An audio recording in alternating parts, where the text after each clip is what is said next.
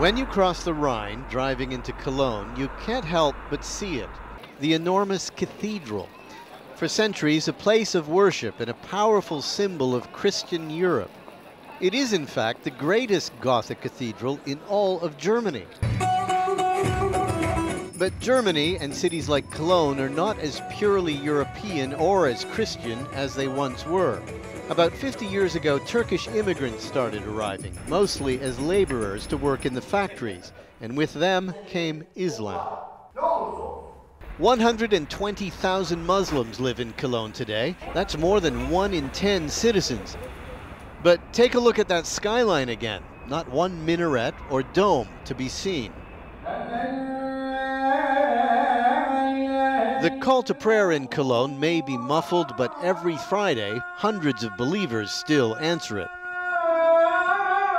Right now, this is where the Turkish community comes to pray. It's an old pharmaceutical factory. The problem is it's not big enough for all the worshipers. And if they have any kind of special event, they have to hold it here in the parking lot. They plan to keep praying on this site for years to come, but not in this building. They're going to tear it down and build a bigger mosque, a mosque that will look like a mosque. This is a model. I'm overjoyed, she says. I'm looking forward to it. It will cost over $30 million to build. Most of the money will come from the Turkish government. No public German money will be used. But of course, it still had to be approved by City Hall, and it got the full backing of the mayor.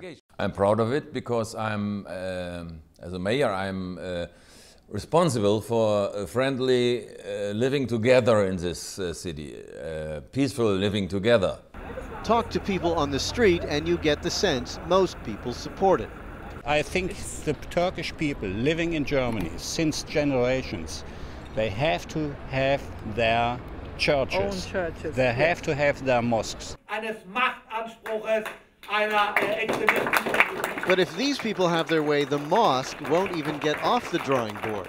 This is the weekly meeting of Pro-Cologne. It is a right-wing organization, and it is planning a series of protests against the mosque. They have taken to the streets at least once before, only to be blocked by a spirited demonstration from a left-wing organization in favor of the mosque. So spirited, the police had to be called in. These right-wingers are often written off as small, a fringe group. But it is an expression of a fundamental fear in traditional Europe, fear of the outsider, those of a different culture. This blogger hears all about those fears. He calls himself Millis, and his blog about the mosque gets 2,000 hits a day. A lot of the comment, he says, has to be deleted. So there are really, really bad things like, let us kill these people and stuff like that, and that I cannot allow it. But he says, judging by the comments, the majority of people are actually in favor of the mosque. A small group is against it, but these people who said it's a bad thing, they say they play with the fears of the people. There's an important fact that often gets forgotten here. There are actually already about 50 mosques here in Cologne, maybe even more. But they are small, often in people's homes. You could walk past one on the street and not even know it. They are low-key, temporary. But a new multi-million-dollar mosque is something completely different. It makes a statement. It says, we are here, and we are here to stay. Which scares those people not used to outsiders, worried that their traditions, their culture might be threatened. The right wing exploits that fear.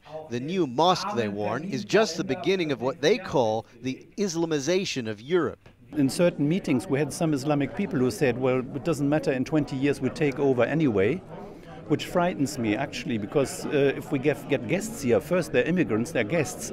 It's like when somebody comes to your home and he likes your living room and says, well, in 10 years it's mine, what would you do?